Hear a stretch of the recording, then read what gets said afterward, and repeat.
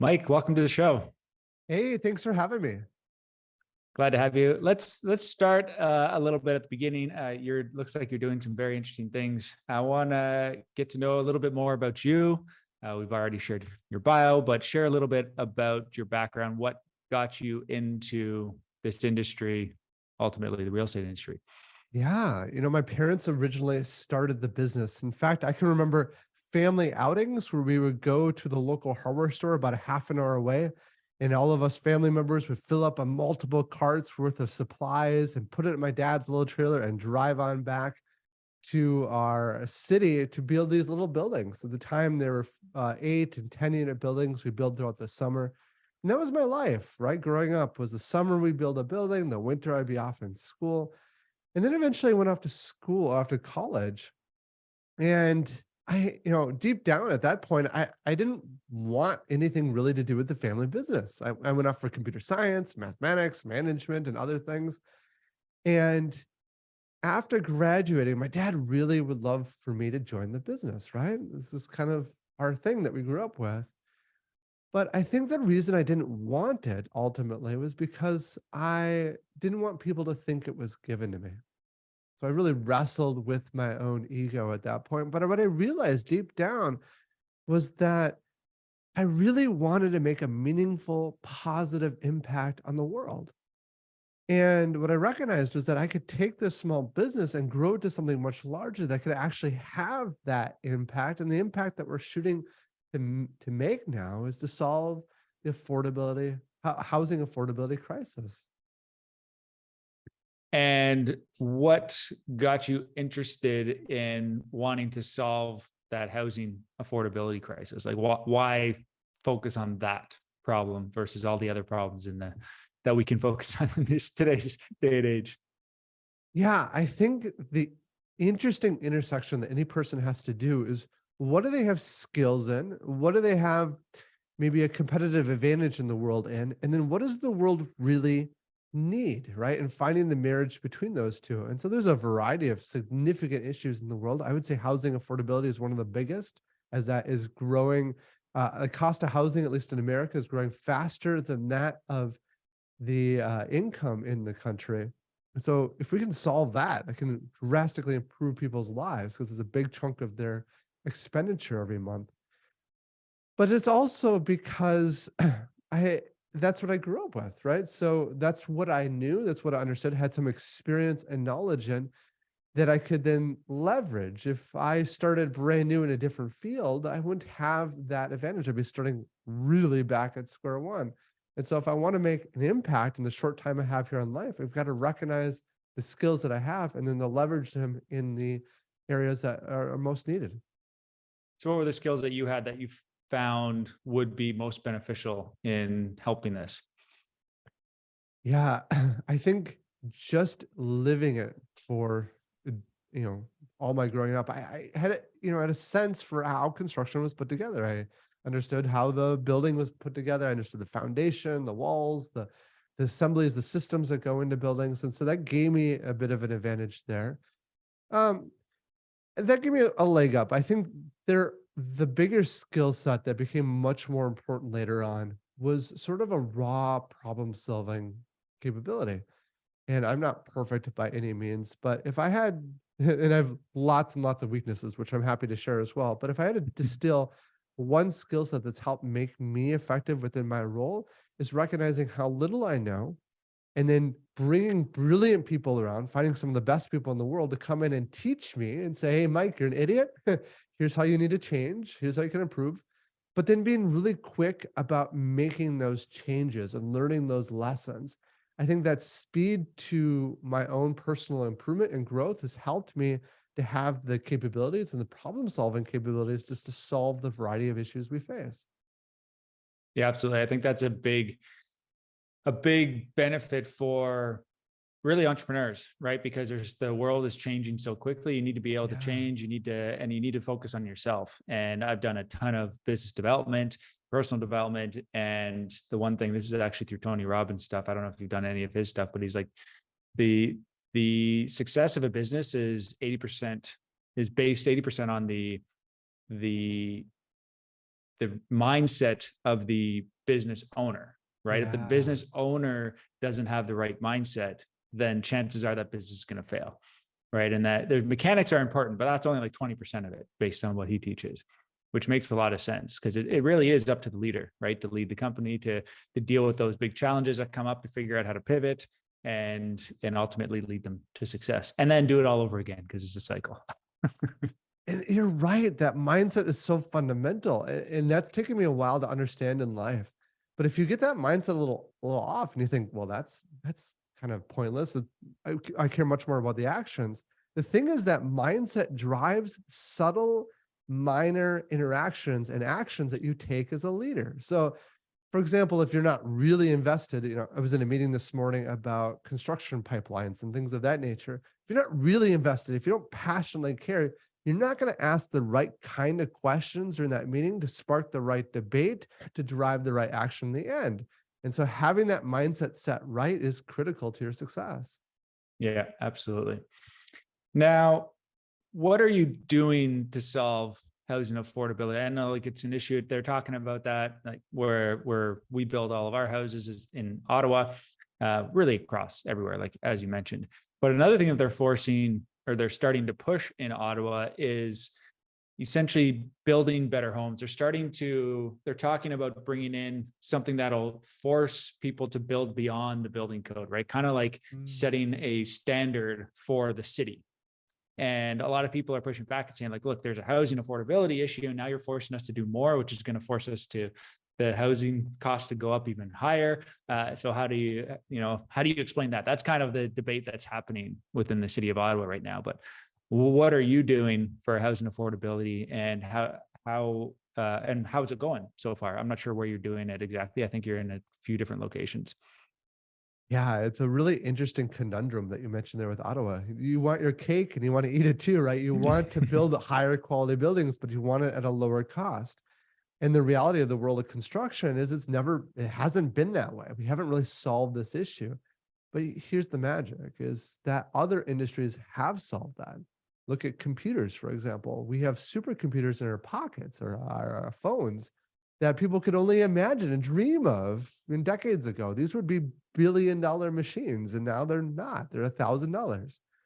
So I think to start off, that's really the first insight, is to recognize that the world of construction over the past 60 years has done almost nothing in productivity improvements. But you look at manufacturing and they've improved by 760%. Agriculture has improved by 1,500%. So what we're doing is we're taking the insights that other industries have learned and starting to apply it to the world of construction. Let me give you a sense of that. In the world of if construction were to produce cars, because construction is so segmented, different owners are doing different parts of the project, you'd have a different company installing the windshield, a different company installing the door, and a different company installing the wheel.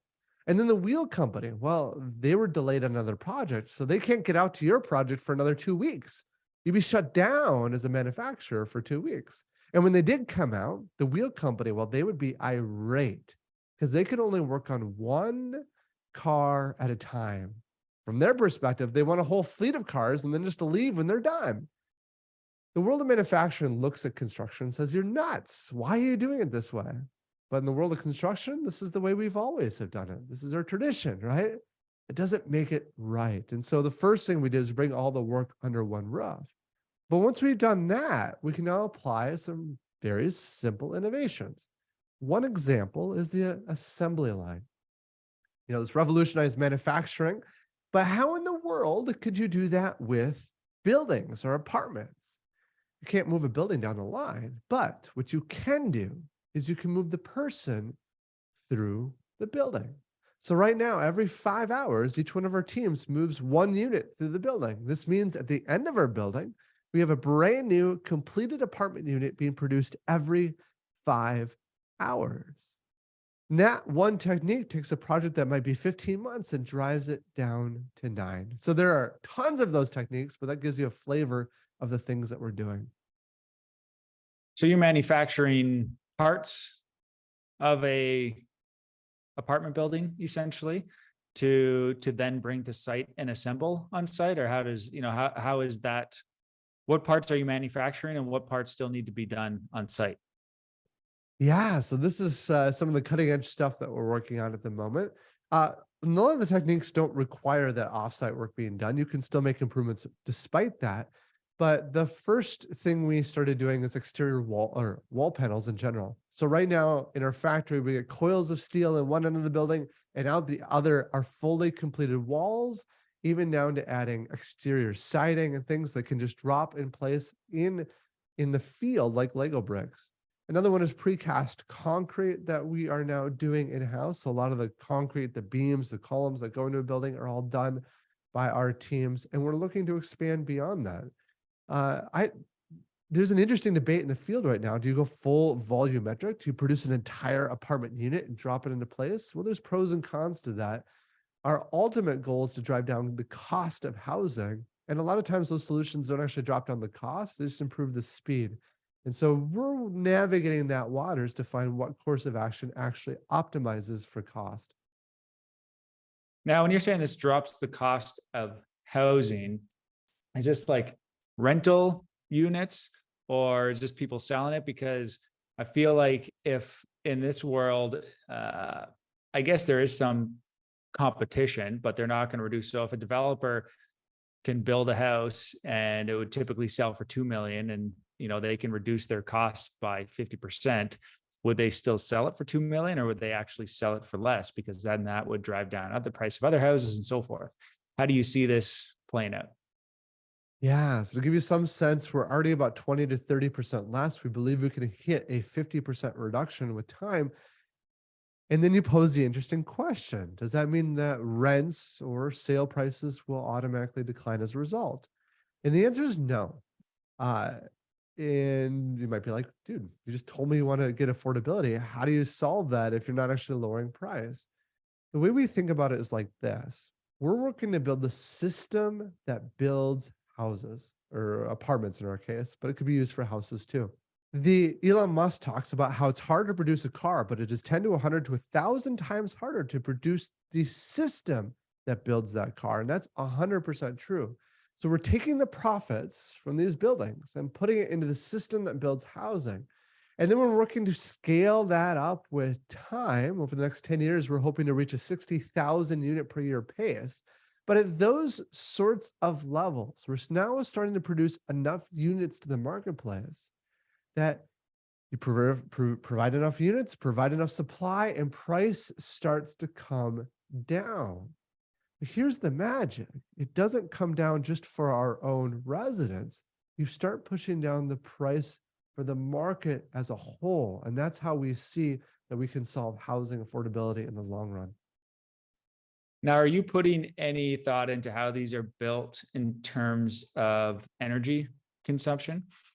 Because I see that depending on where you are, not everywhere needs heating and cooling like where we build, but those two things alone have a significant cost on a home every year. Plus the fact that they're going up significantly, like natural gas went up 40% or something crazy within the last year where we are. Right. And that's going to continue to go up. We don't build a lot of houses with natural gas anymore. And people are starting to do solar panels and offset and so forth. But those all come at a cost as well. Not everybody can afford those things. So we're a big advocate for building healthy, comfortable, efficient homes, which means really focusing on the envelope and a proper HVAC system. But then that technically reduces the cost in a life over the lifespan of a home very significantly when you start factoring an increase in utility cost every year. Yeah, absolutely. Yeah, for us, the buildings that we build are apartments, and we actually own the buildings that we have. And so we're trying to optimize for cost and the lifespan of the building, not just at the time of building completion. So we think a lot about that envelope. Everything from the use of pretty significant continuous insulation to how we build our wall panels, to the energy efficiency of our HVAC systems. We purchased the higher efficient, more sustainable systems, to the use of solar panels. And so actually for us right now, solar panels financially make sense, not just environmentally, but we can put them up in a way that that the costs pencil out in a positive way as well.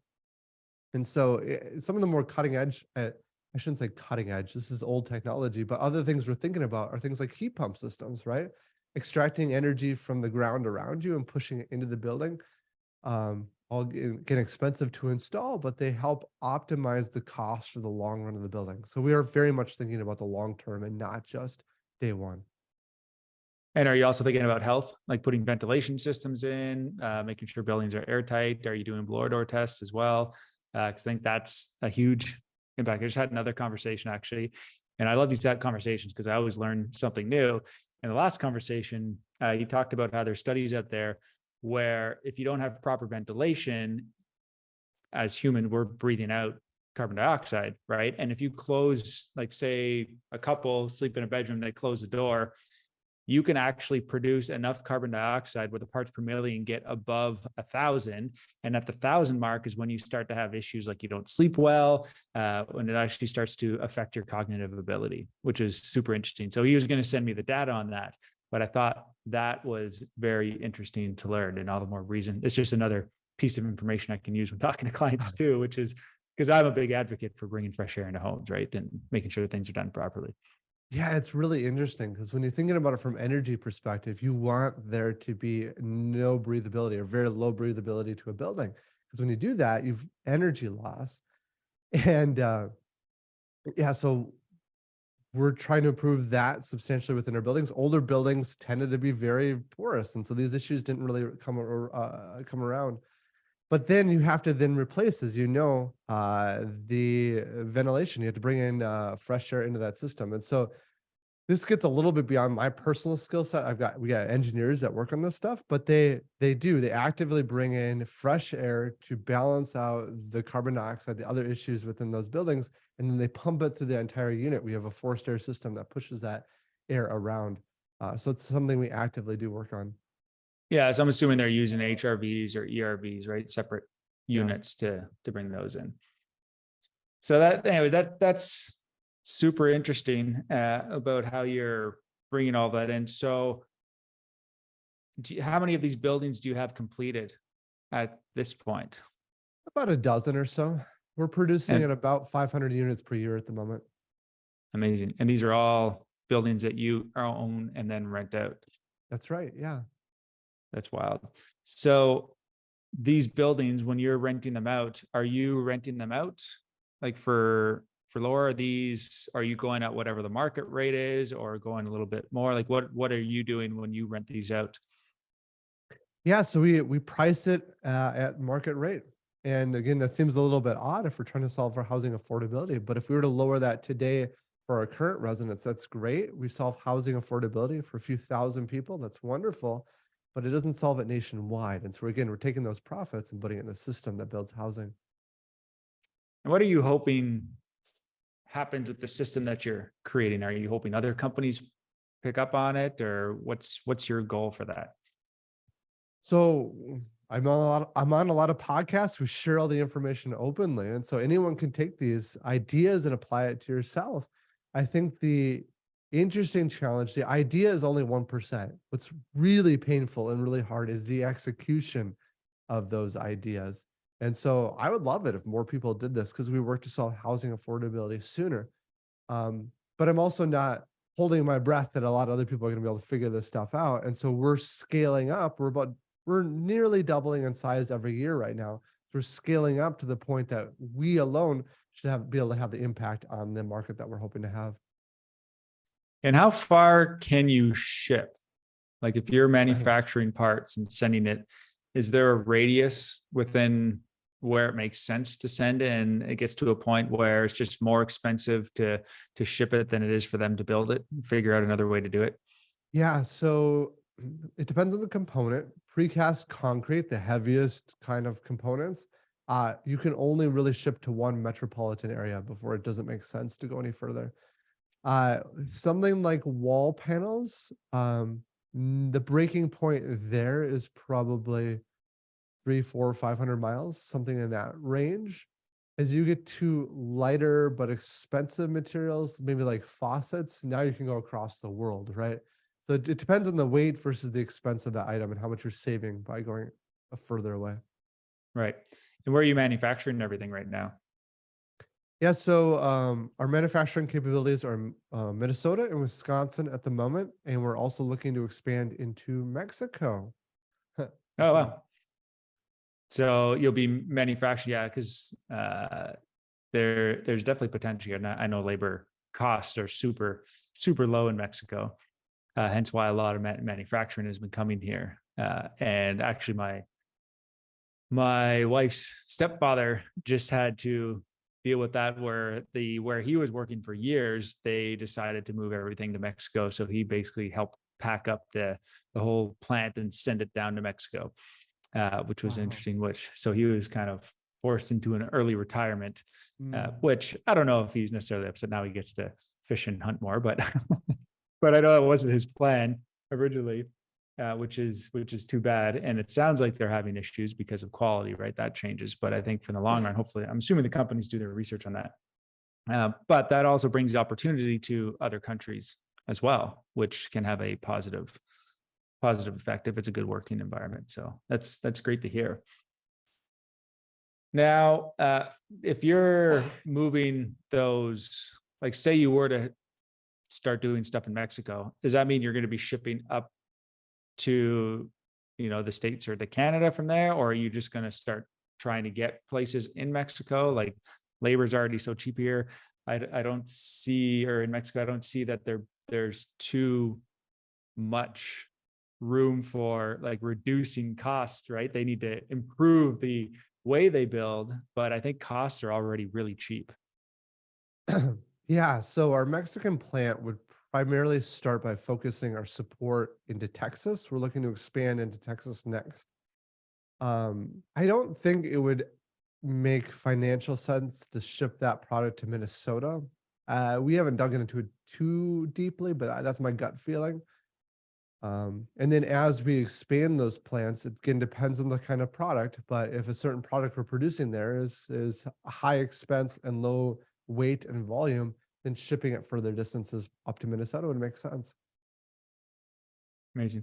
Now, is this something that you can see working in renovations? That's one of the things that I don't see. So there's only, yes, we need more houses and we'll continue to build, but there's always going to be existing houses that need to be made better as well, right?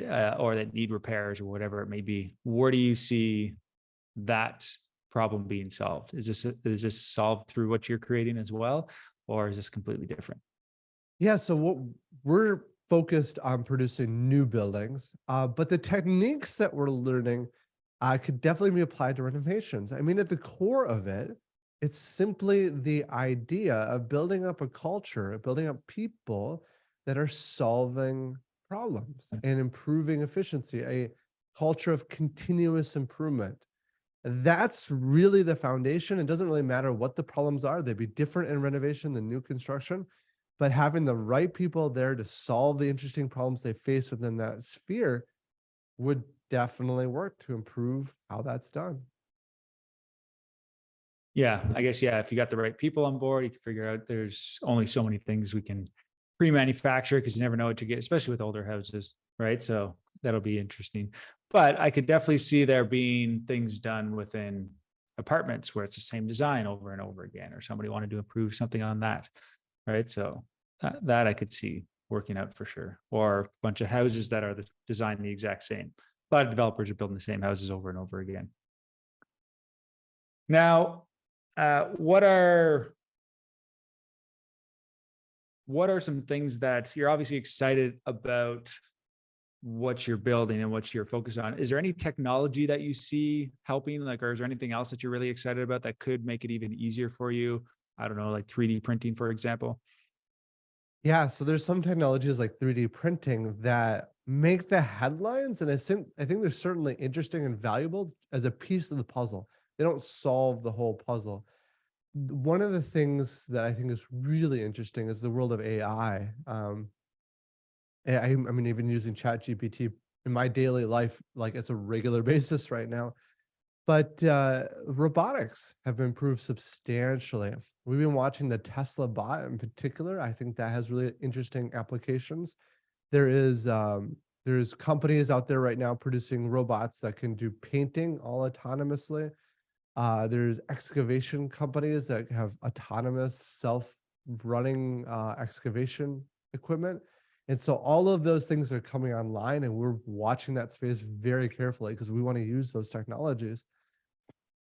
There's also simpler well, I shouldn't say simpler. It's pretty complicated too. But one of the things we're also working on is, can we get it so that we input a site plan into a computer, and then the computer produces back for us a fully completed building that's been optimized for that layout, optimized based upon our building processes, and all the architectural is done, all of the supply chain is completed, all the purchase orders, everything is done and fully built out.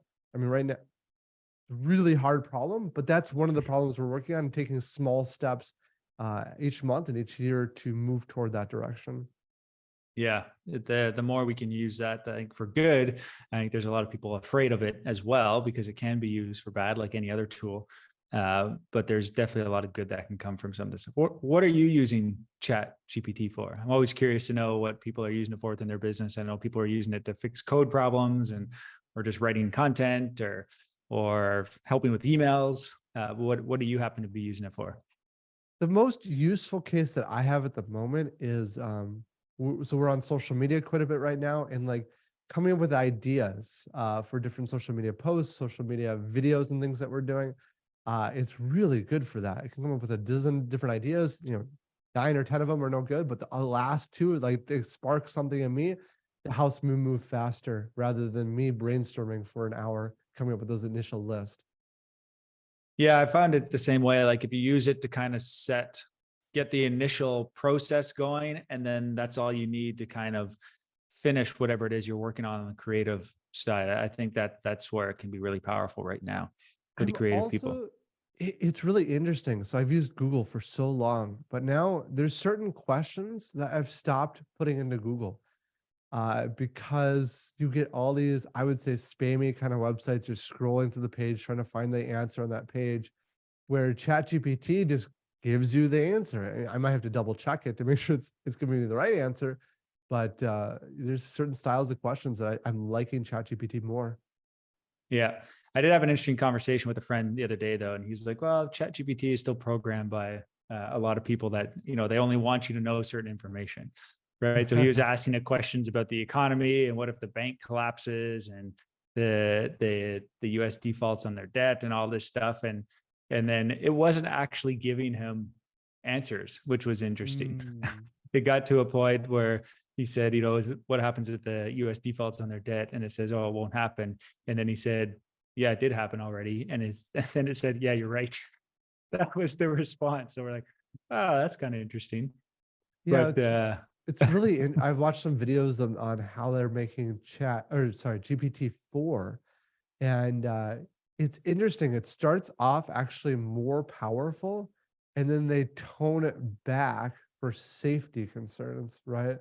So there's certain questions that might lead people to do bad things, and so they're trying to eliminate that out of the system. But in doing that, it actually brings the system to be less powerful and less good at what it does.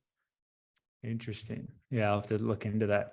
I'm interested in all that too and where it's going, and want to keep a close eye on it. Well, Mike, this has been fantastic. You have a lot of really great things going. We'll make sure we share everything. Anything you want to share? I know you have a couple links here. Yeah, at a high level, one interesting thing is we're launching a new investment platform where people can earn a high interest rate on money deposited in accounts. You can take a look at our website for more information on that. And then the last is a new podcast that we're launching called Zero to Unicorn. It's about the journey of small business growing to $1 billion enterprise and looking at what that journey is actually like. So you can see both on our website, norhart.com. That's NORHART.com. I'll make sure we share that. Now, talk a little bit about your invest for those who might be interested. How can you, I'm just opening up the website here and it says up to 8.5% interest rate returns. How are you guaranteeing that? Are people's, I know if it's an investment, nothing's guaranteed, Yeah. right? But what are you pitching it as the reason why you can get up to those returns for people? Yeah. So a few different parts to it that we work to protect the accounts. But the first thing is we're creating an investment fund that Investors are putting money in using this platform. We put money on top of that. And if the fund were to lose money, well, guess who loses their money first? It's all of our money is gone before investors are ever touched. That's the first level of protection. Secondly, we're investing into our own company and our own expansion. We're about a $200 million company today. At this point, we're only looking to raise about $15 million. So it's a small piece of the overall puzzle. And then the last one is we're thinking about how to handle things like bank runs. And so for different classifications, we're only investing a certain percentage of those dollars into ourselves, and the other percentage is into safe things like government securities in order to make sure we're being able to return the funds to people as they need them. So there's a variety of mechanisms. And if you're interested, kind of reach out on the platform and we can go through all of that. We got a whole video to give you more information. Fantastic. And when does your podcast launch? The trailer is already out, and the podcast itself launches on May 23rd. Fantastic. Well, Mike, thanks so much. Before I let you go, though, I always like to ask if you have any parting words of advice for our listeners and viewers, because now we do video because YouTube launched their podcast side. I love it. The number one most important lesson that I've ever learned, and probably the most useful advice, is to hire the very best people. And we're extreme with this. We actually fly people in from other states to come work with us during the week and fly them home. We literally find world experts at things and bring them on in. And that for us has changed the game. We went from growing at about 10% a year to nearly doubling in size every single year. And that was one of the biggest, most important levers that we pulled. Amazing. That is great advice. Probably easier said than done. You got to get to a point where it's always like, well, can I afford it? Or, well, can you not afford it? If you don't do it, right, what's it gonna say? So that's great. Mike, thanks so much. I'll make sure that we share all the links there, and we'll have to I'll make sure to check out your new podcast. Awesome. Thanks for having me. And if you live in the US and you're looking to save money on your monthly electricity bills, head to theconsciousbuilder.com/solar. There's never been a better time to go solar because of the fact that there are fantastic incentives in the US, and because of the fact that solar has come down in price by over 50% in the last 10 years. Just go to theconsciousbuilder.com/solar to see if your home qualifies. And don't worry if you're concerned about the upfront cost, because there are fantastic financing opportunities that will still allow you to save money and not pay any money up front. Once again, that's theconsciousbuilder.com/solar. Until next time, I'm Casey Gray, and remember to live consciously.